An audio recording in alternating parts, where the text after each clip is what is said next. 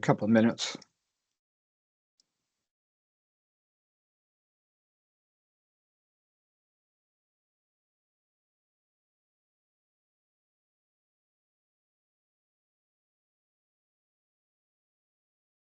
Richard, maybe in the interest of keeping things on time, we'll get started. Yep, certainly. All right. First of all, just a sound check and a visual check again. Am I coming through clearly? Are you seeing the title slide? Yeah, you're all good. All right, excellent.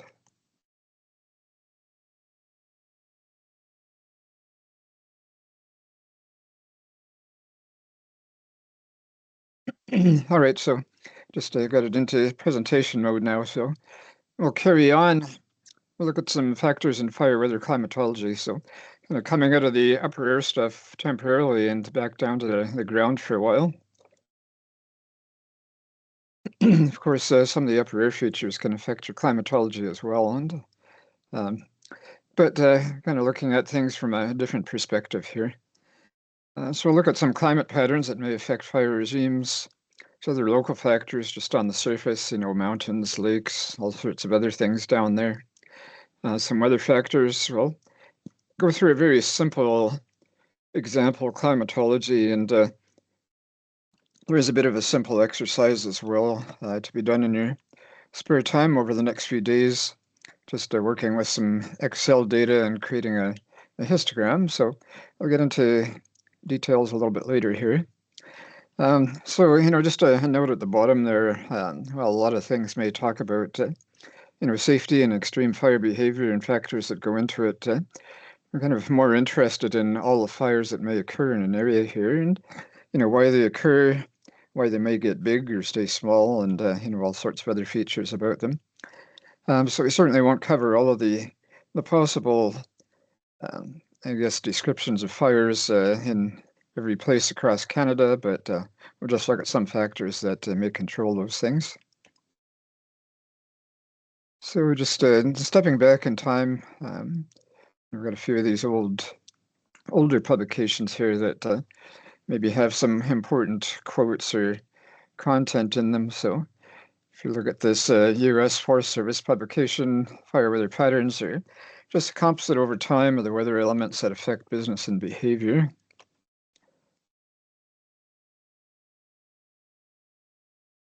And critical fire weather patterns are defined as the atmospheric conditions that encourage extreme fire behavior, resulting in large and, destructive wildland fires. Trigger finger, a little happy there. Okay, and so yeah, atmospheric conditions, they may be surface features or upper air features. So, really at the surface, low relative humidity, strong surface wind, unstable air. That does include some upper air factors as well, and drought. We'll start looking at some global circulation patterns. And this is, once again, it's fairly general here. I'm sure everybody's sort of familiar with the El Nino Southern Oscillation, or ENSO. El Nino and its counterpart, La Nina, which, the climate forecasts have been promising for anywhere from late summer to winter, and it's taking a long time to do it, but it is something that's talked about a lot, so maybe it's the most familiar one. Pacific Decadal Oscillation occurs on kind of a longer term, like the El Nino Southern Oscillation can change phase quite rapidly, and over the past few years, we've seen everything from phase changes every few months, flipping back and forth from El Nino to La Nina to more of an extended 3-year La Nina followed by a brief El Nino. And El Ninos do tend to be a little bit briefer, but maybe a bit sharper as well. Pacific Decadal Oscillation, instead of having a period of anywhere from 2 to 7 years like the ENSO, it's maybe more of a 20 or 30-year change in oscillation, and there are some flips back and forth in that period, but you get that dominant phase kind of lasting for kind of much longer before flipping. Madden-Julian Oscillation, or MJO, is kind kind of a much shorter term type thing. It's a convective oscillation around the equator. It takes anywhere from 30 to 60 days to circle a globe. And here we've got a phase diagram on the right here. So there's a circle in the middle of our signal is in that. It's kind of a null signal, and there's maybe not much influence on weather anywhere, but if it gets outside that circle, like you see here, the kind of the red solid line with the dots is observations, and then we get into a big dot. I'm just going to get the highlighter up again here. It might be hard to see this in the jumble sometimes. There's a larger dot there, and that's the most recent observation. And then beyond that, we've got, once again, an ensemble model, a whole bunch of model elements trying to forecast the activity of the MJO. A lot of these have their bigger influence in the winter half of the year, but they can influence things in the summer as well. And even though this is a tropical convection oscillation, it can actually influence weather in the mid-latitudes as well. In the summer, you really maybe need a strong pulse or maybe a weaker null signal to have effect on weather. But 2015, we did see an extremely strong pulse in the Western Pacific that seemed to help drive some moisture transport across the ocean. And at the time, we had multiple large fires going in Saskatchewan, but about a week after that strong pulse, we got some pretty good rainfall into Western Canada and put a dent in those Saskatchewan fires. So, in the summer, day to day might not have too much influence, but if you get those strong events, it's possible to have an influence. In the winter, you've also been learning about strong MJO pulses that may actually create an oscillation through the stratosphere and lead to what we call sudden stratospheric warming in the Arctic, and that can actually lead to cold air outbreaks in the winter. So rather fascinating possible implication of the MJO. If you're on the East Coast, well, maybe the Arctic Oscillation or the North Atlantic Oscillation a little bit further down may play a part. And actually, the western phase of that North Atlantic, the NAO, is maybe important to people on the East Coast. There's a kind of a subphase called the Baffin Island Western Atlantic Oscillation that may help determine if you've got warm, dry weather or kind of cool, wet weather along the maritime parts of Canada and maybe down into the northern states as well, the New England states. There's a few other things, quasi-biennial oscillation, Indian Ocean dipole. If you're in Australia, the Indian Ocean dipole and the southern annular mode are quite important down there. And here we've got a diagram depicting SAM, the southern annular mode. So if you're in Australia and you hear SAM, it might not be referring to a person, but maybe referring to the rise and fall of the upper level flow, 500 hectopascal flow, mainly along the southern part of Australia. And some of these things directly affect Canada. We've talked about El Nino Southern Oscillation. It's tropical oscillation. Pacific Decadal Oscillation is more of a mid-latitude feature. So if you look at ocean temperatures in the middle of the North Pacific versus along the west coast of North America, the difference in temperatures there will determine if you're in a positive phase or a negative phase. And with the positive phase, we've got warm water along the west coast and cooler water out in the middle of the ocean. And negative phase is just the opposite. We've got kind of cooler water along the west coast and warm water out in the middle of the ocean. And last year in 2023, I really kind of, got something wrong in one of my national weather briefings just because I was looking at too small of a section of the ocean temperatures during one of the briefings. And I thought maybe we'd flipped into a positive phase of the PDO, but it was really still negative, even though temperatures were above normal all the way across the Pacific.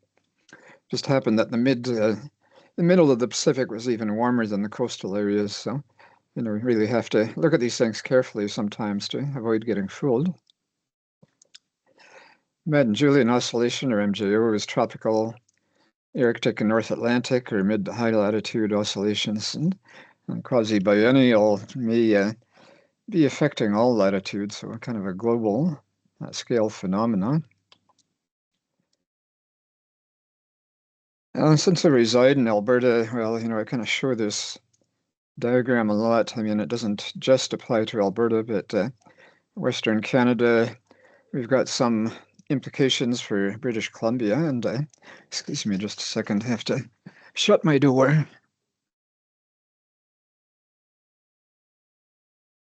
Got a bit of traffic in the hallway there, so all right, sorry for the interruption. So with this, any of these numbers in red up here indicate an El Nino phase. So we need 3 months, consecutive months with sea surface temperatures averaging half a degree or higher above the normal. That's out in the 3-4 regions, kind of out in the central Pacific, central equatorial Pacific. And the blue ones are La Nina. So just taking a glance at that, you might see that the La Nina phase probably is it's a bit more common and can be extended for longer periods. So we've got this really long episode from middle of 1998 up until early 2001. Then again, just to mention this recent episode, so from latter half of 2020 and then ending in early 2023, fairly extended period of La Nina or negative ENSO values. And really, it's reflecting more of a kind of a normal state of the equatorial Pacific Ocean. We have the trade winds that blow from the northeast and northern hemisphere, from the southeast and the southern hemisphere, tends to push warmer water westwards towards Australia and Indonesia. And so it's kind of a natural state of the equatorial Pacific is to have the warmer water further west and cooler water towards the eastern side of the Pacific. But every once in a while we get those trade winds weakening or even reversing, and then we get the El Nino, so we get that warm water accumulating near South America and the cooler water upwelling in the Western Pacific. But since the trade winds kind of blow generally from the northeast, southeast, it tends to revert fairly quickly, so we can get these really sharp El Nino episodes. 1998, I think, was a pretty strong one too. I do have a few years missing out of here just because not everything would fit on the page. So we're seeing values of 2 or higher there, so a really strong episode of El Nino. They tend to be short-lived. They can be very intense, but they tend to come and go fairly quickly. Maybe this is one of the longer periods of an El Nino here is 2014 through 16. Very strong episode again that lasted for maybe a year and a half, maybe slightly longer. Anyways, we have implications usually in the spring. The El Nino, well, winter and spring, I mean, we don't have much fire activity during the winter, but certainly these things carry forward into the spring. So with the El Nino, we've got fairly warm, dry, windy weather in Western Canada through the winter. We might have less snow cover, might kind of come and go. Spring comes along, the snow disappears if it's there still, and then suddenly you've got exposed grass and maybe trees that are not leafed out and fairly volatile weather conditions. So definitely in the El Nino, the red, we can have some volatile fire behavior in Western Canada. And some of the examples here are shown. 1995, of course, is one of our highest totals of area burned in modern record keeping. 1998, we had the Virginia Hills fire just in the Swan Hills area of Alberta. I'm going to jump down a few years and go to Fort McMurray, 2016, once again coming off that strong El Nino there. And then, 2023 was, just that anomaly. We had above normal ocean temperatures pretty much across the globe. It was just amazing. It was really hard to find any part of the ocean that had below normal water temperatures near the surface. So we did have an El Nino, fairly strong one again. But yeah, it's maybe one of the things that we have to deal with in changing climate is just getting into these unusual situations where we're seeing things that we haven't seen before. Now at the sorry, get back to where I was. The opposite phase, the La Nina, everything in blue here, tends to favor colder winters. Some of that might carry into the spring, but the further we get into spring, the warmer the temperatures become. But we still may have that transition of Arctic air down through the territories and into especially Western Canada, but it can affect eastern regions as well. So, inside these high pressure areas of the El Nino, it's probably coming from the Pacific. La Nina, maybe the Arctic air is more dominant. It's very dry, especially from the Arctic in the winter or spring. There's no water up there to evaporate, so the air masses tend to be really dry. Inside the center of the high pressure areas, the winds may be fairly calm, but if you are around the edges, especially in the spring, you get these really strong pressure gradients. The Arctic surface highs tend to have, quite often, I think, have a higher surface pressure than the Pacific highs. So you can get extremely strong pressure gradients between those Arctic highs and Pacific storms moving inland. So with that really strong pressure gradient, well, you get strong winds. So you've got maybe normal temperatures for the time of year. If you get into May, some of these Arctic highs, you might still be in that 15 to 20 degree range, which is probably pretty normal for the time of year, but relative humidities might often be below 20% and get these really strong winds. So, some of the examples of years in Alberta, well, we had the Chisholm fire in 2001 just coming off that extended La Nina there. Slave Lake, once again coming off a shorter La Nina, but still, I guess, moderate strength. And I think, something else unusual happens here, western half of Canada in 2021. Well, we're kind of in a La Nina period here, not particularly strong, and a bit more of a kind of a neutral summer, where it's still negative values there, but we're a little closer to the zero mark, so there's a slight interruption in the extended portion of the La Nina there. So a lot of fire activity in Western Canada in 2021.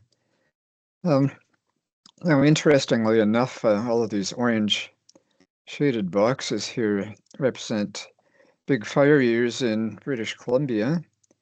And if you look inside those, well, we've quite often got fairly neutral values. And, I think in some cases they may be coming off an El Nino, other cases they may be coming off a La Nina, and still in others it's kind of neutral throughout the year, like 2017. So yeah, kind of an interesting possible factor in British Columbia. I think, maybe there's a bit less influence in Eastern Canada from these features, but certainly the western half is affected. So I speak about Alberta, but northeastern British Columbia and certainly western Saskatchewan can be quite subject to these air masses at least, and maybe even further eastwards. So we're just kind of going over the distinctive patterns here. Left-hand side, we've got maybe a Pacific high pressure area coming in from the west. El Nino spring feature. Got winds around the top, maybe coming out of the southwest, and you can see that big fire area up there that was probably driven by some type of feature similar to that. The opposite, if we have a La Nina spring, well, maybe those highs are a little bit farther east and they kind of traipse down out of Yukon or Northwest Territories or Nunavut maybe and into Canada. So maybe they'll set a little bit further east to start with, but around those edges, especially the west edge, that wind is quite critical there since the temperatures will be usually warmer on the west side of those highs as we get air drawn up from the south or southwest, just depending where you are around that feature. You can certainly get wind around the east side of that too, but it's probably going to be a bit cooler there, possibly moisture on the east side, so maybe not quite as much of a fire driver, but still possible. Just on the right is, one of Alberta's famous kind of hand-drawn analysis maps. So we've got probably Chisholm fire pattern here, low pressure area just crossing the continental divide. Got the circulation coming around counterclockwise. We've got the high pressure area sitting a little bit farther east, maybe extending down into Manitoba or Western Ontario. So we'll look at a few things that are not related to weather or climate specifically, but can influence them. Topography, of course, mountains and hills play a big part. I show Florida here just because it's, a peninsula like that, especially in warm ocean water, is, really subject to a lot of sea breezes. We can get sea breezes coming in from the east and the west, and maybe in certain cases from the south even. So a lot of convective activity there. The sea breezes quite often drive convective activity, so a lot of shower and thunder shower activity, and maybe a good reason why Tampa Bay area is probably one of the hot spots for lightning in North America. Soil types can affect things as well, so it might depend, might influence the amount of moisture that can be held in the soil. If you've got a sandy soil that drains away water very rapidly, it might not hold too much moisture, but if you have a brown soil or a lot of clay near the surface, you might get water pooling up there and a lot more moisture available for evaporation. Just going to go back to Florida again for an example here too of lakes. I didn't talk about lakes and oceans in great detail. I talked about sea breezes, but here you've got Lake Okeechobee sitting in the southern part of the peninsula, and look closely there, there's no cloud cover over the lake itself, but there's clouds around the edges, and maybe some of those are starting to drift over the lake. So once again, just the water temperature itself can affect cloud development and possible shower development as well. And the water, of course, is denser. It takes a lot longer to warm up. So in the spring, you might have lakes that stay cold for a long time, and therefore you don't get much convection over top of them.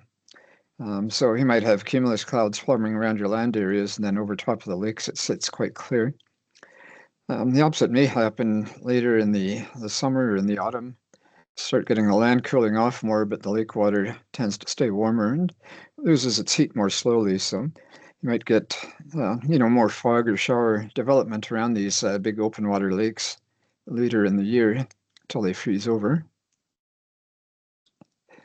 Forest disturbance might be insect outbreaks, mountain pine beetle, big fires. And in fact, I think there's just been a paper that's been released recently just describing large fire areas and the fact that they soak up more solar radiation and kind of retain that heat for a longer period of time. And I haven't read it yet. I've just kind of seen the abstract and a few other references to it, but it might be worth checking out sometime. Let's see if I can find that and provide it in one of the chats or something. Lightning and human activity, of course, is a big factor in fire starting as well. And just at the bottom here, we've got a lightning climatology map for Western Canada. So we're going to see pretty dark along the Pacific coast. Can't see my highlighter there, but dark areas have kind of a low frequency of lightning, and that increases as you go eastwards through British Columbia, get into kind of hotter, drier weather, still with varied topography.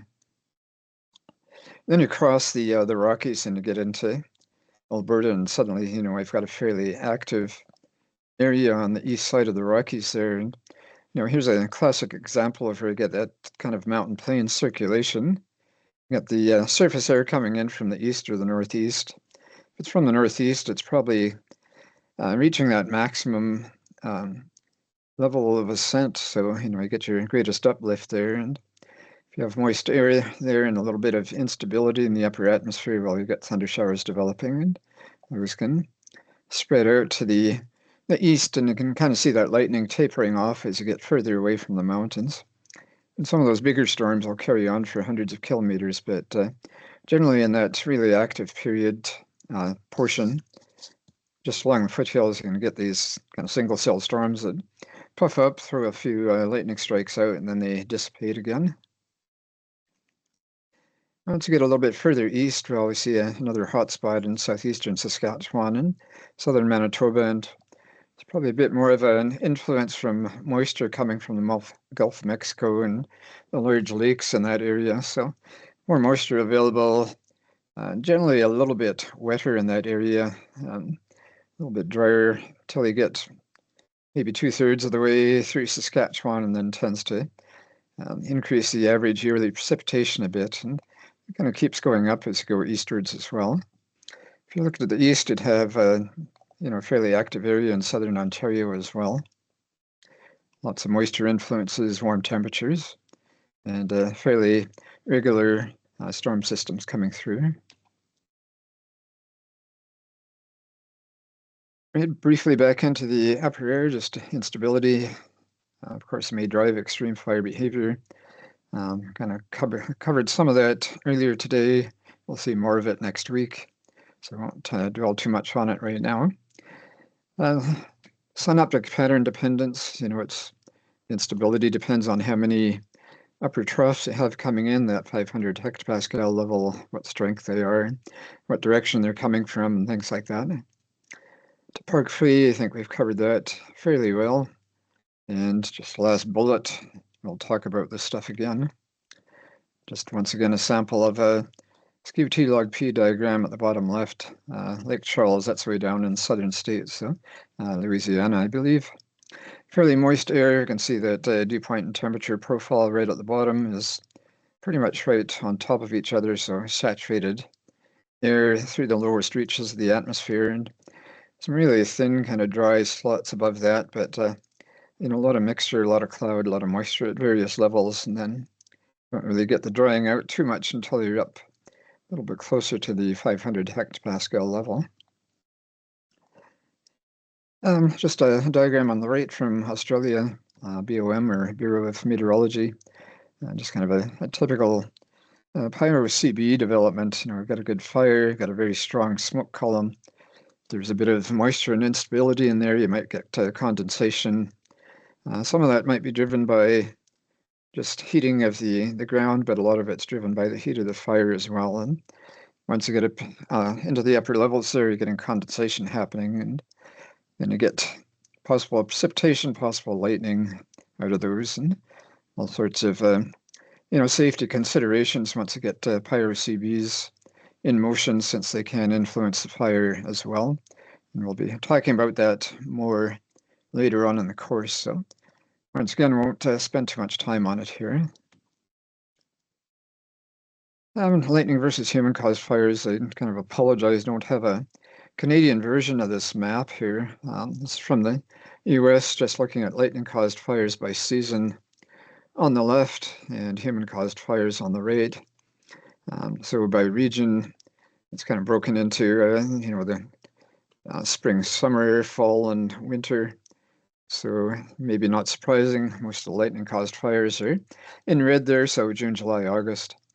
There's a few patches down here, though, that we see some lightning-caused fires in some of the Gulf states, and maybe up in the Midwest and New England, where there's more spring lightning-caused fires. And conditions may be drier at that time. The fuels may be different, and especially in the northern regions where they probably drop their leaves. And, may happen sometimes in some of the Gulf states, but if you're right along the coast, it might stay green all year a bit. Still, the air can be quite dry in the winter and the spring, even in those southern locations. So do have strong thunderstorms that start developing in the spring through those areas. So good chance of a lot of lightning and maybe dry fuels. Human-caused fires, well, it's June, July, August once again in the west there. So just conditions are generally hotter and drier and more susceptible to fire in general. Throughout the east, though, maybe more human-caused activity through in the spring and even in the winter once you get into the Gulf states. We could create I think a similar map using data from the National Forestry database. We just haven't attempted that yet, but it's maybe something we can do in the future. Canada, definitely we have lightning as a bigger starter in northwestern regions, and Part of that is the fact that there's a lot of very isolated areas, so maybe not a lot of humans to start fires, but fairly prone to lightning still. Time of year, spring fires in Western Canada are usually human-caused. Past couple of years, we've had some kind of weak thunder showers in May that have probably started some fires as well, but a lot of those April-May fires are usually started by human causes. Just across the world, some regional variations of fire seasons. Southeastern USA, kind of talked about that recently, winter maybe into spring. As you move farther north and west, USA plains, maybe early spring, Texas, Oklahoma, places like that. Mexico usually has their fire season from about February through May, may vary a little bit. What's useful about that, though, is, by the time they're usually ending their fire season, we're maybe starting ours, so kind of works out for sharing resources between the two countries, and when they're active, maybe we can send people down there, and when we're getting active, and if we have an active spring, maybe we can tap on their resources to come up here. North central Alberta, kind of a mid to late spring peak. There are summer fires, but the bulk of the big fires are in that spring period. British Columbia, maybe mid-July to August or September, kind of usually a later summer type event there. So these days, some of those tropical regions, may depend quite heavily on the ENSO phases, El Nino.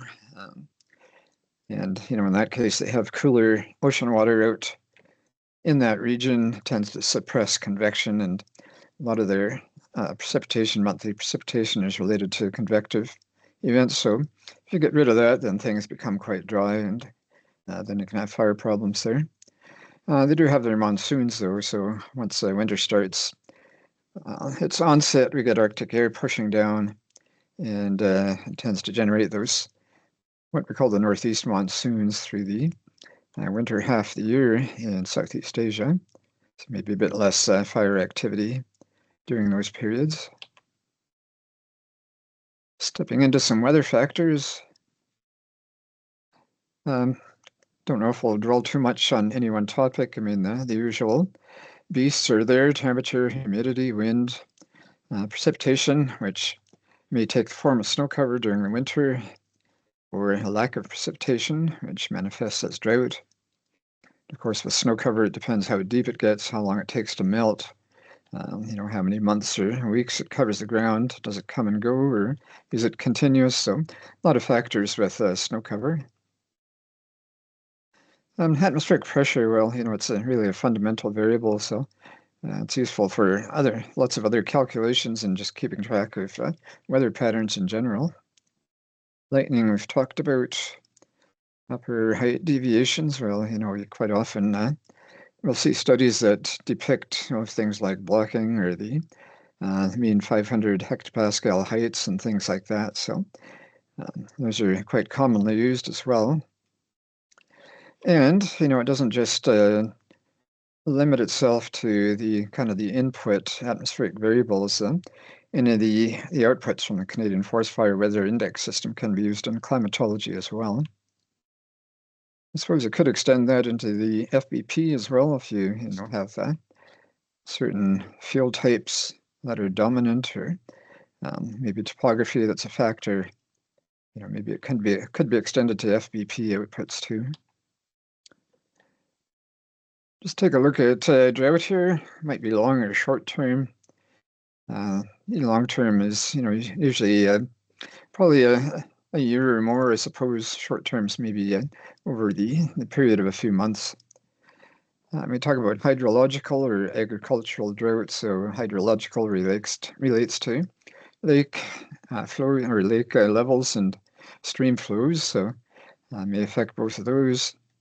Agriculture is more related to growing. So usually the agricultural drought may be kind of a short-term event. It doesn't have to be, but it probably starts out that way. And hydrological drought is maybe more of a slower moving type creature that might span a few years.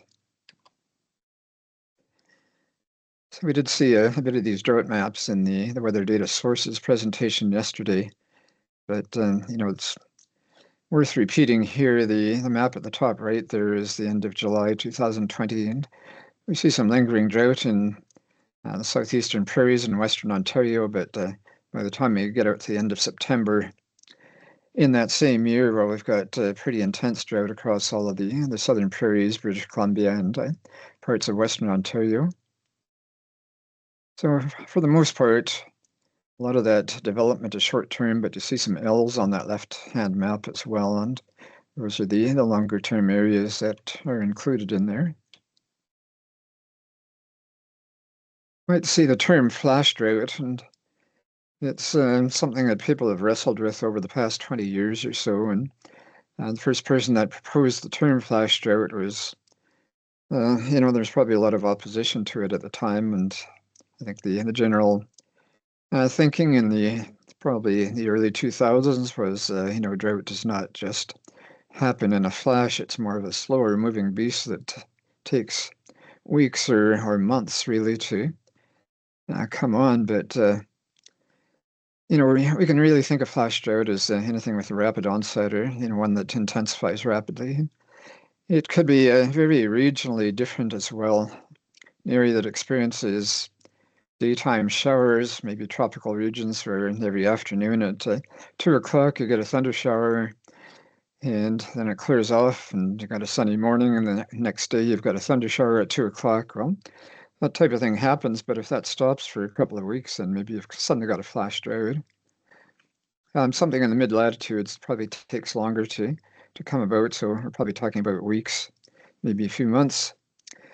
But I really think that some of the recent fire seasons may be good examples of possible flash droughts in our latitudes. British Columbia, 2017 and 18, and again in 2021, we had fairly decent rainfall through the spring up until about mid-May, and then it just stopped, and they got just about nothing after that for weeks. So by the time we got into June in 2017, British Columbia's forests were looking quite ready to go up in flames, and it happened soon afterwards. 2018 was a bit longer. It wasn't until early August, I think, probably about a month later than 2017, but a very similar pattern with regular rainfall through the spring that just suddenly stopped. 2021 possibly as well, maybe Quebec last year as well, and they had a fairly short period where it was hot and dry, and they had fairly good rainfall before that, then nothing through June. It was really hot and dry through June and the first part of July, and then they started getting rain again, so it was a very sudden event. I think drought levels got fairly high for the region and a lot of fires. So yeah, with the different droughts, besides affecting the fire behavior and ease of suppression or difficulty of suppression, we've got things like lakes drying up, and the picture is not really in a forested area. It's in the parkland area of Alberta, just southeast of Edmonton. So there's some trees around. It's kind of obscured by the blowing alkali in the picture, but once again, a fairly warm, windy day. This was in October of 2021. So probably had a fair amount of drying over the summer. The lake, which is quite shallow, pretty much dried up, just leaving behind the alkali salts, which tended to blow off in this strong wind. But of course, implications may be, if some of these shallow lakes dry up, maybe your aircraft can't scoop water off them anymore. So, there may be alternate water sources that need to be scouted out. In this particular region, even though there's not a lot of forest, the grass could be quite susceptible to fire, and there are some bands of trees around certain sides of the lake. So still some forested area, just not continuous as you get further north. Of course, stream and lake levels and stream levels can be significant too. You get a really extended dry period, and maybe you can't pump water out of them anymore because there's no water to pump anymore. And we've seen a lot of those stream levels really drop to record levels, record low levels over the past few years in some regions. Something else to consider, just the data criteria. What accuracy is needed in your study results? Well, if you're doing a climate change kind of study, just hundredths of a degree can be significant, so you need extreme accuracy, and that's one of the reasons why there's so few weather stations that can actually supply data into kind of a climate change study. If we're just looking at, maybe in higher weather climatology, we probably don't need accuracy to that degree. So, we can be a little bit more tolerant of maybe some changes in the weather records, as long as they're not huge. Missing data, of course, important as well, depending on the study type, and you have to determine how much you can tolerate being missing. If it is missing, do you have a good way of replacing it, interpolation or using some type of reanalysis to sample and fill in missing spots with? The weather station history, does it use standard sighting? If you looked at weather stations maybe 40 or 50 years ago, some of them would be pretty suspect, set up in kind of weird places, but we are following standards more closely these days, and that, I think, is improving with time. Instrumentation changes can be a big thing too, and even though we're in a fairly modern era, there's still problems with instrumentation, and it's something to always be aware of is what type of instruments are being used. Are there changes of instruments? Do they have any potential flaws or anything like that? Maintenance. Most scrupulous practitioners would keep a maintenance log for their weather stations. So you go out to visit them, check the instruments, just mark down the date that it's been visited and any changes or repairs necessary. Do we have enough years of data? Well, we've got a fairly good record of weather data in modern history, I think, both from fire weather networks and from federally operated stations. But so the years of data may not be too much of a problem, but just changes taking place within that period might be a bigger problem. Averages may be useful in certain cases. I think if you're looking at a longer term thing, most likely month or season for active fire or severe behavior. And, that extreme fire behavior can really result from changes from the average. Once again, with the El Nino example, if you have that really warm, windy winter and spring, it's maybe quite a deviation from normal, but can certainly drive large fires, large active fires. Hence, things like the daily severity rating lends itself well to statistical analysis. Can't do it the same way just with fire weather index, so we have to linearize the values with a little exponential relationship, and you can analyze those daily or monthly or seasonal severity ratings. Just a couple of examples, I guess, for May on the left, August on the right here. The climatology that we use to derive this is probably a bit old and a bit rough, and we are planning on updating this sometime in the next little while. Don't quite know when it's going to happen, but we'll probably have better numbers out in the next couple of years, I would think. All right, uses of averages continued. Rainfall, time-wise seasonal distribution of rainfall, it's quite useful to get a monthly type of rainfall average. We'll look at some of those a little bit later in the presentation. Things like snow cover arrival and departure dates. How long does it stay? What's the onset? Is it earlier than usual or later than usual? And same with the snow melt dates. Wind speed and direction, maybe the drawing from that is reflected in major fire runs. We saw maybe an example of that earlier when I showed those high pressure areas in Alberta, with the El Nino Pacific High, with that southwesterly wind coming across the northwest corner of that high pressure area. Fairly warm, strong wind, lots of drying, maybe some big fire runs out of that. The only problem with the wind direction is, we've got true north. The wind from the north is usually coded as 360 degrees, but really, it could be 0 or 360 at the same point on the compass there. The standard is to use 360 for wind from the north. If we have a direction of 0 degrees, it's usually used with calm winds. So you'd usually see 0 degrees and 0 kilometers per hour, or whatever speed units you're measuring in. So 0 and 0 is calm, north wind is 360 degrees and some speed.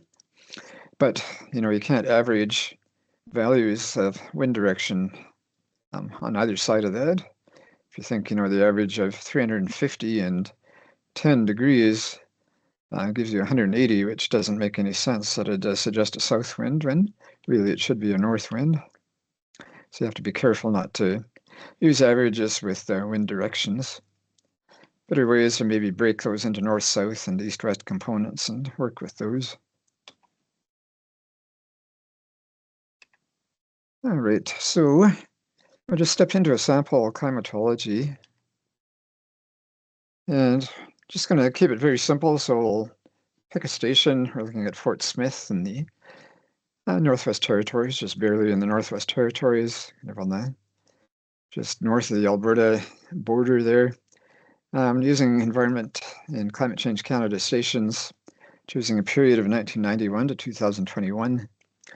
A more complex study may use many stations from a larger area, but I'm not going to get into all of the nitty-gritty details of doing that here.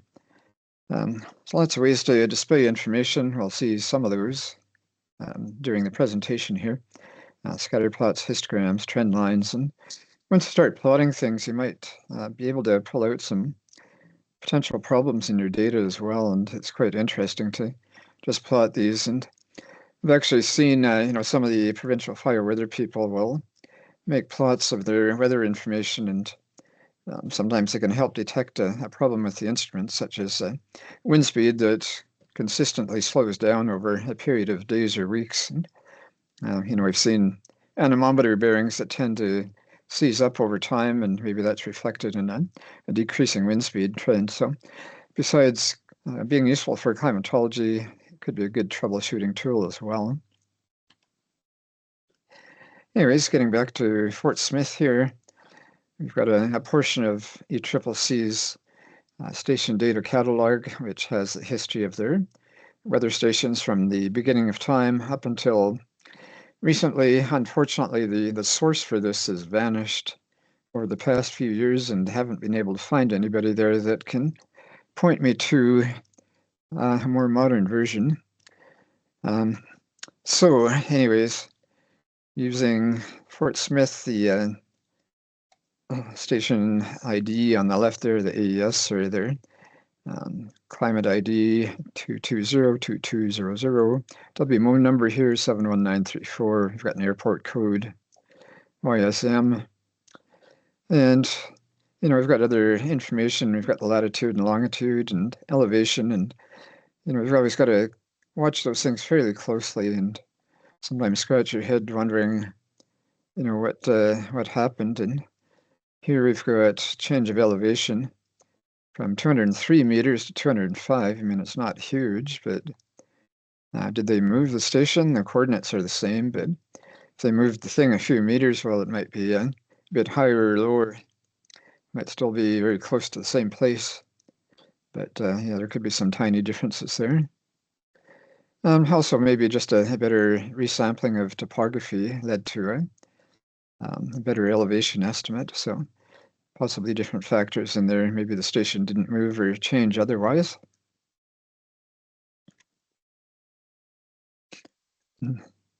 So we look at all of the Fort Smith stations. Well, the one that I pointed out there, we've got a pretty good record. We've got about 98% of the observations complete during that 30-year period. Some of the other stations there, 2201 has no precipitation at all. So, I don't think we'd use that much for a full climatology study. 2202 is not too bad, but history is a little bit shorter. So 2003 onwards, so just, 20 years or so. Pretty good completion rate, about 84% in our database. Might be a little bit better just because some observations maybe a bit late coming and we haven't captured those, but still not too bad. 2203, no precipitation, no visibility, no weather type, so a lot of potential information that's missing from that, so we don't want to use that one. Yes, with the instrumentation changes, usually ACCC will run their new instruments out of sight for about 1 or 2 years in parallel with their existing station before they switch to the new station to report their official observations. So it's usually a bit of an overlap period so they can work out any possible discrepancies between the two. It does help to help establish kind of a long-term record at certain sites when the instruments change. If you look at Fort Smith's fire history, the red arrow on the left there kind of points to the location just sitting on the Alberta Northwest Territories border. All of the brown areas around that are fires from various years from our large fire database. And, you'll notice that really there's not much fire activity following the Slave River up towards Great Slave Lake. So why is that? You may ask. Well, maybe suppression plays a part. But, if you look at the right here, just zoomed in on our interactive map, you can see that there's a huge amount of kind of boggy area around there too. So a bit of a river valley, but once you get up above that, probably a lot of moisture in the fuels, so maybe preventing a lot of fire activity right along that riverbed. Definitely a lot more fires as you get away from that, though.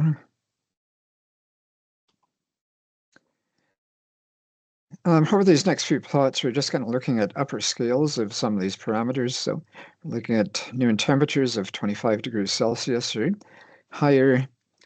Can you pick out any apparent changes here? I mean, we've got a bit of a rising and falling. Some years have more warm weather, some years have more cooler weather. So kind of a regular sort of pattern emerging. But then over the past few years in this record here, we've got a lot of those really hot temperatures starting to appear. So is that an anomaly or is it something that's going to keep happening? Well, probably need a little bit more of a recent history to really establish that. You can also look at the density of the plots here, and I think towards the early years in the 1990s, maybe less dense if you're starting to look towards the right-hand side, the number of points in that plot is increasing. So the density is really starting to probably pick up over that 30-year period. So a lot more days with that, probably temperature maybe in that 25, 27 degree range. And maybe able to see, well, some of these are getting a bit denser up around that 30-degree mark as well. So yeah, I think we've probably got a increasing temperature trend there.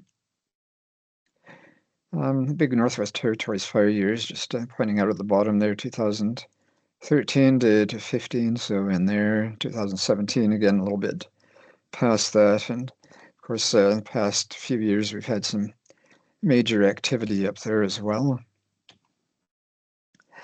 Just going back into the early part of the year, we got that dip in the mid-1990s. And following the Mount Pinatubo eruption in 1991, we had a couple of summers with extremely cool temperatures, and it was also coupled with an El Nino. So I think quite often with the El Nino, you might tend to get a more normal rainfall pattern during the summer. Might have that hot, dry, windy spring, but maybe a kind of a more normal summer. So I think the coupling of these events, cooling of the globe temporarily from the eruption and the El Nino maybe affected things way back in 93 and 94. Relative humidity at noon as well here. So we're looking at the top, we're going to look at the bottom of the scale. So you can see some of those minimum values, sorry for the jaggy there, probably coming out in that 10 to 15% category. Maybe not too much of a change, but something really weird is going on here at the right-hand side of the diagram. And we've gone from seeing pretty regular distribution of values throughout there to maybe more clumping values. And I was kind of puzzled by that. I don't know if I really have an answer for it or not, but it's one of those things that just plotting the data can help to illuminate.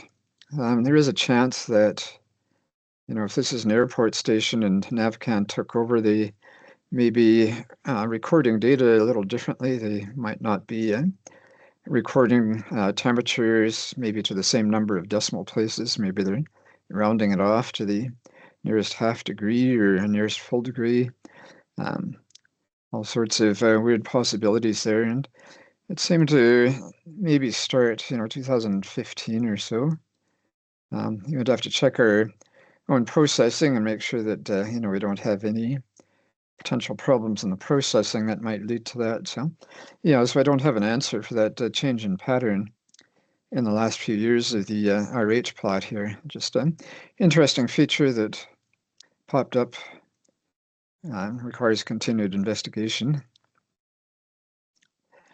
Now, if you look at all of the RH plots here, you kind of see the same thing. We get past 2010 and we get up in the upper ranges of that, and we tend to get all of those values right along, certain kind of rounded percentages. Wind, you don't have a true windrows here, just kind of a poor man's job. So down at the bottom left, we've got our legend here, categories. The blue is 0 to 10, so these are all scaled to the north is the most common here. So percentages of wind, I guess, in different speed ranges. So 0 to 10 is the calmest. 10 to 20, the green, light green, if you can differentiate all these colors. Orange 20 to 30, red 30 to 40, dark red 40 to 50, and then the magenta greater than 50 kilometers per hour. So the size of the bars in each of these directions indicates I guess the bulk of the winds are from that particular direction at that wind speed. So with the north here, we've got the big blue bar up there. So lots of north winds, but they tend to be quite light often. Things from the southeast, maybe, for example, a little bit stronger. So the most common southeast wind is probably in that 10 to 20 degree category. So you can get an idea of the wind from different directions by plotting something like this. And maybe some of you have access to tools that can plot a good windrows. Don't have one of these yet, and didn't develop anything in R or anything like that to actually do it.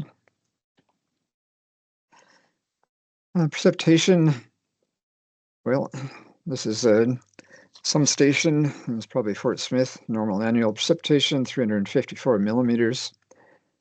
The top of the scale here, these are monthly bars, so top is 60 on this particular chart. So you can see that July-August precipitation is pretty equal, up around that probably 55 millimeters per month range. And usually there, when we get the westerly flow tending to rise over the spring and summer, and during the spring it might be through the central states, and by the time you get into the late spring, maybe you're getting through the center of the provinces, and then over summer you're probably getting the bulk of that upper airflow going up into the territories, and that helps to bring up those precipitation values in the summer up there. Pretty steady amounts, I think, through the winter. You can look at maybe December through April, and somewhere in that probably 10 to 15 millimeters per month category. Then you get that sharp rise over the spring and the summer, and then it falls back just as fast. And it's a pretty typical pattern for a kind of a mid-continental location. That is Fort Smith. Breaking it down into months, well, we've got June here. Just try to remember what we're seeing here. Well, there's lots of variation. We've got 2007, which has virtually nothing. just a tiny little dot on the histogram. And then other years, like looks like 1999, there were they recorded just about 150 millimeters. So lots of variation in June precipitation, quite a few high ones, but a lot of low ones as well. Just out of the sake of curiosity, 2007, they had that really low precipitation. We had, I think, a feature much like we had in the summer over the past couple of years, where we had kind of a continental scale high pressure area that just featured weeks of fairly hot, dry weather. And Edmonton at the time set its warmest record in the records, warmest month on record in July of 2007. That was surpassed in 2024. So kind of a record that stood quite a long time, was broken 17 years ago, and then broken again. Certainly that type of pattern affected regions quite a bit further north as well. Heading into July and August, well, July on the left here, very similar monthly means of precipitation, 56 and 56 basically, if you round them to the nearest millimeter. Maybe a bit more variation in August. It's hard to tell without doing more of a rigorous analysis here, but maybe not quite as much variability as you saw in June. Would suggest that maybe July's precipitation could be a little bit steadier. I mean, we've got this huge spike in August, once again close to 150 millimeters, and then some really low ones, like it's probably about 2018 there, I think, where it's just barely showing up.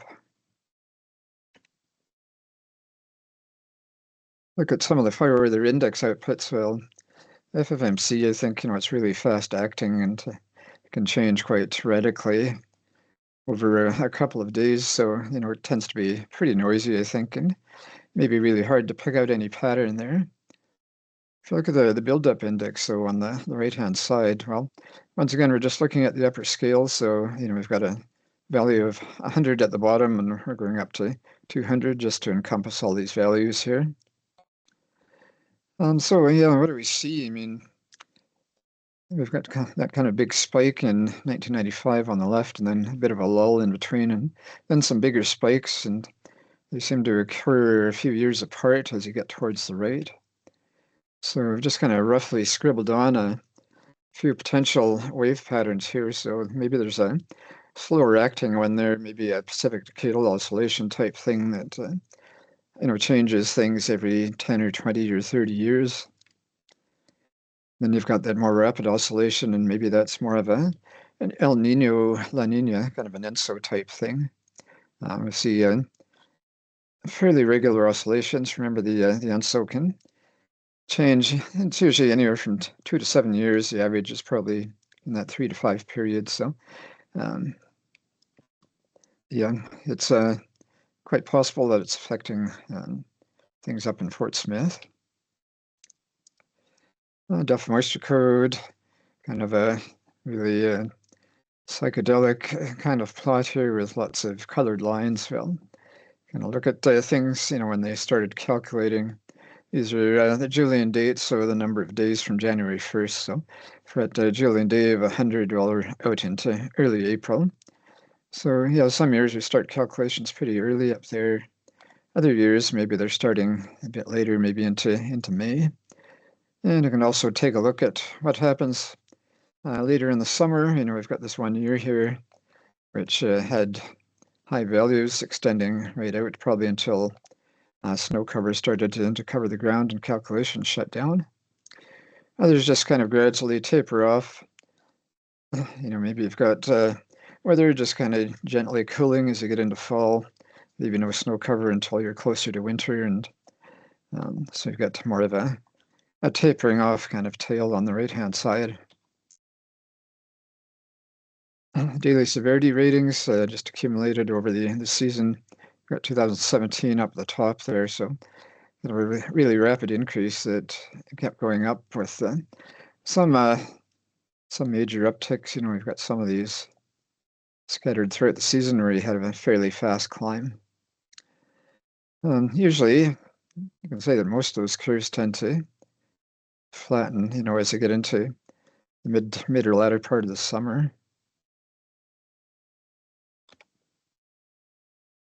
And it even produce similar things to wind roses. So there's a number of stations here on Vancouver Island, and thank Steve Taylor for sending this to me a few years ago.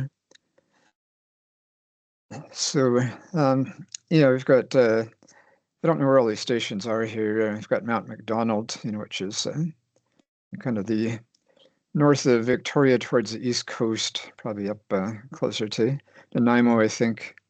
But things like North Basin, Rithlet Creek, I don't really know where that is. I'm quite interested in seeing that. So, I've got these are indicating the wind directions here. So, pretty much a lot of those observations with wind direction from that one angle. So, not sure if it's in a valley, probably is a valley if it's creek, but I don't really know the topographic situation there. And Sook Dam as well. That's just probably northwest of Victoria. So let's get out of pure lecture here and just play a little game. So in this, I'm going to show some precipitation profiles and just want anybody to call out an approximate location where you think this might be. So they have different appearances, and if we don't really want something as accurate as Prince Albert, Saskatchewan, or Timmins, Ontario, you could maybe just say Northern Ontario or Atlantic region or something like that, and it's good. So don't worry about being extremely accurate.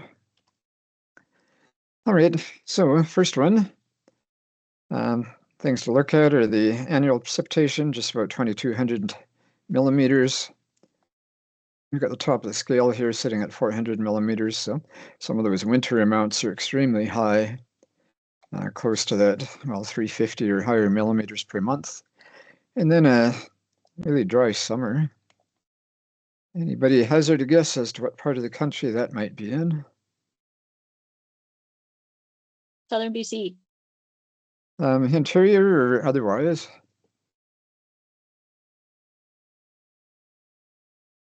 Anybody else? Coastal Vancouver BC. I heard coastal BC, Port Alberni. Yeah, west side of Vancouver Island, long inlet, really moist winters. And the funny thing about coastal BC summers is, they're actually quite pleasant. They're quite warm and quite dry, and the prairies actually have higher precipitation in the summer than a lot of coastal regions. Through that June through August, maybe even September period. So yeah, definitely coastal BC. How about this one? Annual precipitation about 350. Top of the scale sitting at 45 millimeters, and once again we've got winter precipitation that's up there, maybe a bit of a peak in July, which is kind of an oddball. You can almost, see that rising trend as you get through the spring and the summer and the fall, and then winter ends and you've got a sudden decrease. So kind of an interesting profile. Where might that be?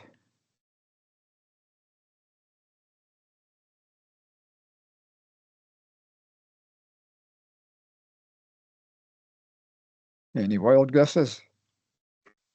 Southern Ontario. Well, probably a bit on the dry side for Southern Ontario. Anybody else? East Coast. East Coast, maybe a bit dry for the East Coast as well. Central Just remember Prairies. Yeah, let's try that. I mean, 350 millimeters is not much. I mean, that's pretty typical for a continental area. So, might be prairies, might be Northwest Territories, or maybe the interior of British Columbia as well. Lillooet here, just along the Fraser River, north of Lytton, west of Kamloops.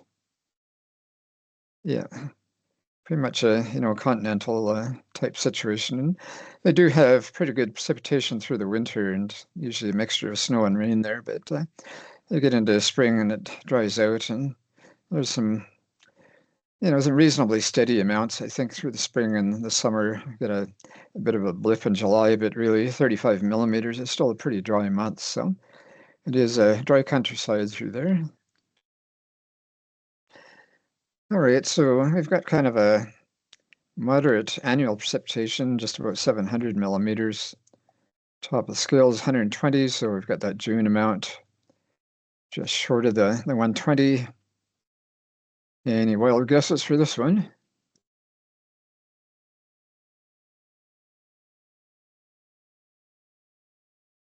Southern prairies. Southern prairies. Okay, maybe part of it. Anybody else?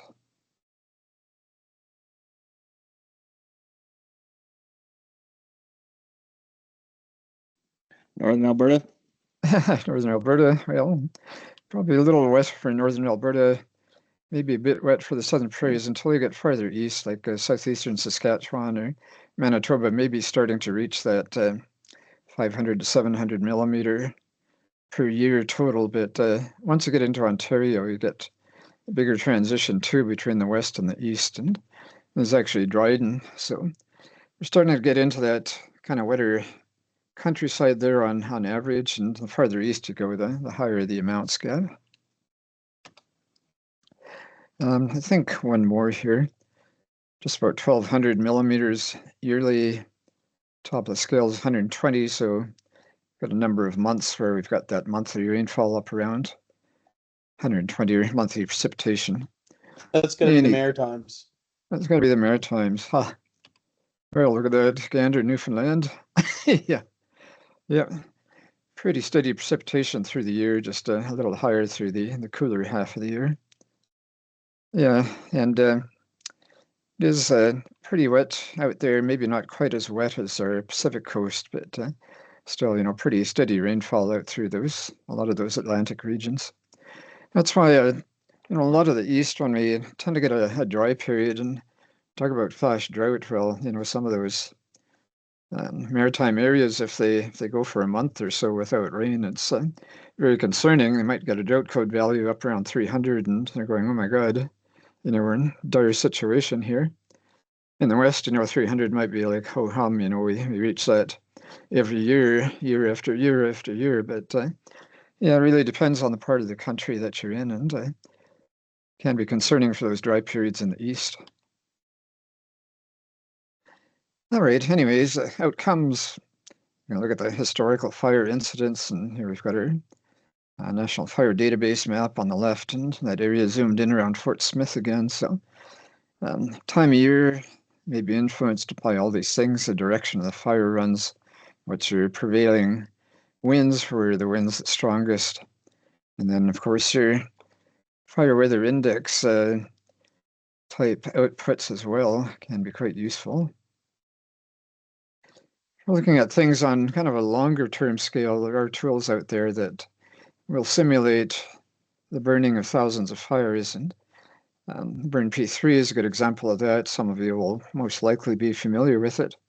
So, if you run thousands of fires across this landscape, you can come out with a probability map, what the areas are most likely to burn and what are most likely to stay dry. Since it is a pretty data intensive, it's really usually limited, kind of a regional study at one time. We would have a hard time doing this for the entire country at once, but certain pieces may lend themselves to this type of study quite a bit more easily. Just, I guess, for reference up here, there is that legend at the top right. So the areas that you see in gray are probably mountaintops. There might be a fair amount of rock or maybe some glaciers in some regions up there. So a lot of that's classified as non-fuel. So it doesn't matter how many fires you're going to start, you won't get those areas burning. But what's more important is the areas that are colored, the dark red, it's got the high probability, and things like yellow or low probability. So yeah, it might depend on the aspect of the slopes. Do they face north? Do they face south? Types of vegetation, maybe certain precipitation regimes within this area. All right, so just in summary, got the fire climate defined by a number of influences driving repetitive or severe fire behavior. We've got large-scale circulations. We looked at a number of those just by name, usually with a bit more information for certain things like ENSO and the El Nino, La Nina type patterns. Local weather patterns, geographical features, different times of the year, seasonality is quite important. And just a kind of a very basic sampling of analysis techniques or graphics that you can use to come out with this.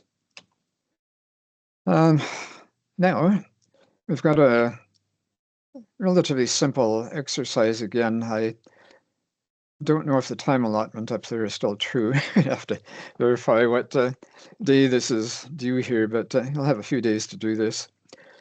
I've got lightning plots from Fort Smith area. There's two locations, Fort Smith and then Pilot Lake, which is a bit to the northeast of the town.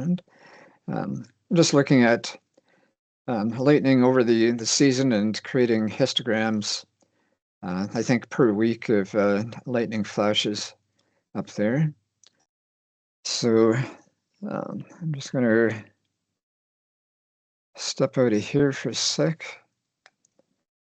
and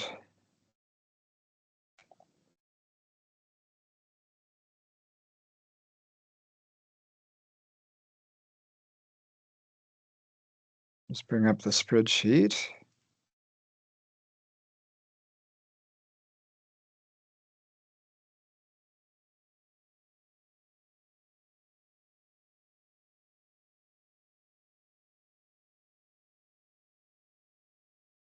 All right, is everybody seeing an Excel spreadsheet?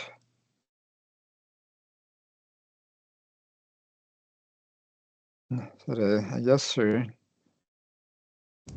Yep. Yep, all right, good. All right, is there anybody that has not used Excel?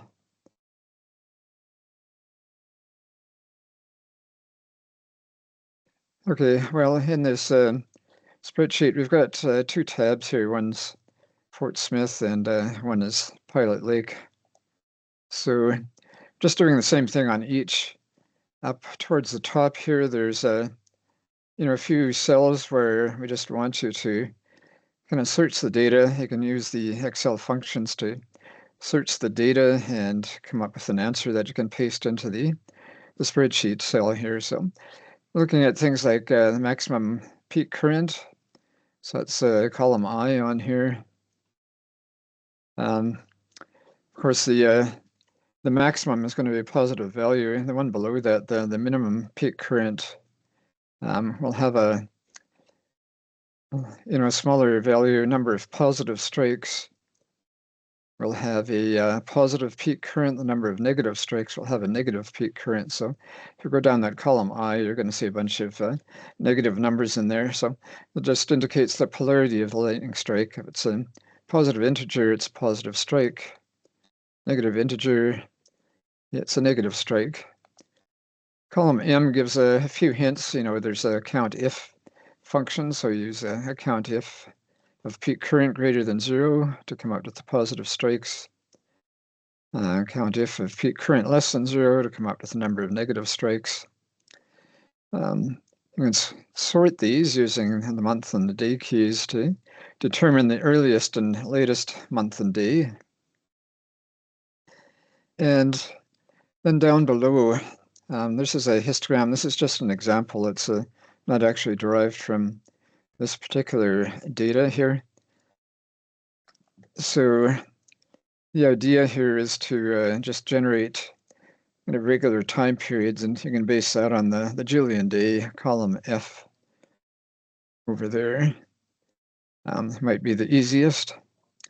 So we've got the Julian day ranges down at the bottom, and in this particular case, it's 10-day periods. And I'm not going to be too picky if you use 7 days or 10 days or maybe even 14 or 15 days. Really, I think to get a good histogram, it's kind of based on the length of the data period that you're looking at and maybe the variation as you go through that period. So you can use your best judgment, I think, on the number of bars to put in your histogram.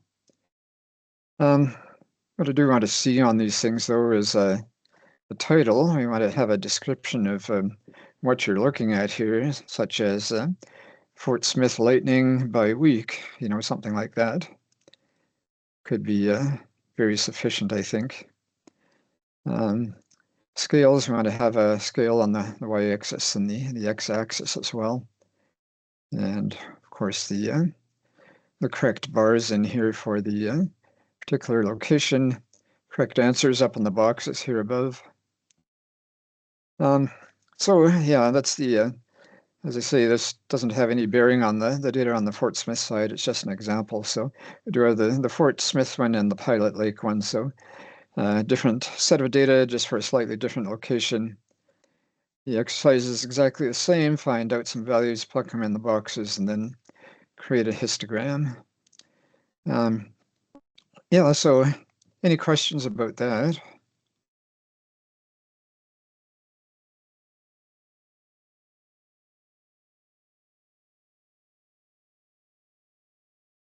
Do we have to do it in Excel?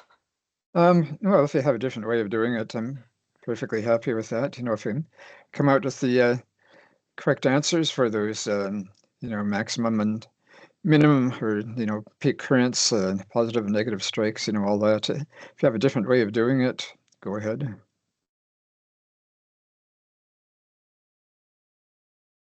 You might want to do it in R, for example.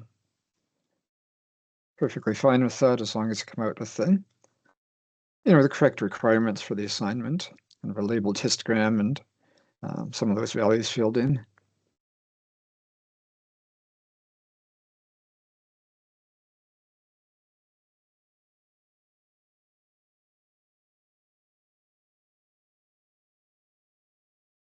All right, Tanya says histogram assignment due November 26th. So today's the 19th, yeah, so that 7-day period is pretty accurate that I had in there. Okay, any other questions or discussion?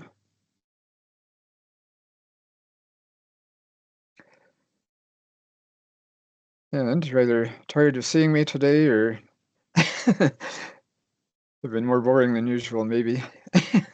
Anyways, I'll get a break from seeing me for a while, and I'll see you again next week for one final weather module on upper air influences. So, maybe it's been a fairly lengthy day here, a lot of weather stuff today. So if there's nothing else, maybe we'll wave goodbye. We have office hours this afternoon. Let's see. No, that's tomorrow morning. Tomorrow, I guess. No, tomorrow early afternoon. Office hours. Yes. Yeah. So if there Oops. are no other questions for Richard, just a couple of housekeeping things. The one I finally figured out what was wrong with the links, so now the weather data sources should work. And then there are office hours tomorrow, 1 o'clock to 3 o'clock Mountain. And I'm just gonna take a quick check here to make sure I'm not forgetting anything. Yeah, you have nothing due tomorrow. So yeah, I think we are done for the day unless anyone has any comments or questions before we round things out. It looks like Neil's Go got his ahead. hand up. Yeah, go ahead, Neil. Yeah, I was just noticing the complex topography discussion assignment for due Thursday. Yep. If I'm not mistaken. I'm just kind of a little confused. Like, is that just another discussion within the group, or is it? Do you compile do the discussion group and compile it and then present it, or I didn't fully get the instructions. Okay, well, maybe Greg's got his hand up, so I don't know if he wants to address it, because that is his exercise. And to be fair to Greg, I did change the wording a little bit, so maybe I buggered up the intent. Okay. Actually, no, actually, I didn't. I didn't change yours. I changed somebody else's, but I think I left yours alone. Sorry. Okay. Well, I was going to bring it up anyway. So on Thursday, we do the complex topography unit first thing, like at 10 o'clock. And so the idea there is to do an assignment, which is a discussion within your group and bringing up. So the idea is to get thinking about complex topography and to have that discussion within your group. Yeah, so does that answer the question? I think so. Basically, just kind of review the content and share thoughts within the group. Yeah, that's right. It asks you to look at something and then share thoughts within your group, and then we'll just look at that as mentors.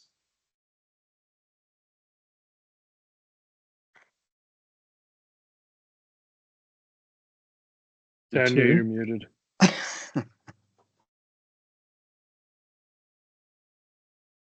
Tanya, you're muted. In that kind of day. Hey, I was yeah. just going to say, yeah, you don't have to present what you complete, but there were 3 pieces. Am I getting this wrong? It's like 3 pieces that they have to, I've been mucking around in the background today, so I might be getting this wrong. The extreme fire behavior, that's the one? Sorry, I should have just shut up and not said anything. Yes, so it's due on Thursday. So yes, the complex topography discussion is to watch the video, and then you're to develop a lesson of such. So an objective, an image, and a question.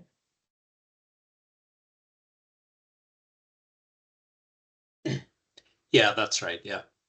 So you What don't do you have to look- oh, sorry. Oh, I was just okay. going to suggest if people look at it and they're still confused about how to do that, then the office hours tomorrow might be the right spot to look at it. I think it is straightforward once you have a quick look at the video and just start thinking. And the idea really is to just get thinking about complex topography and prime the pump before we do the lecture.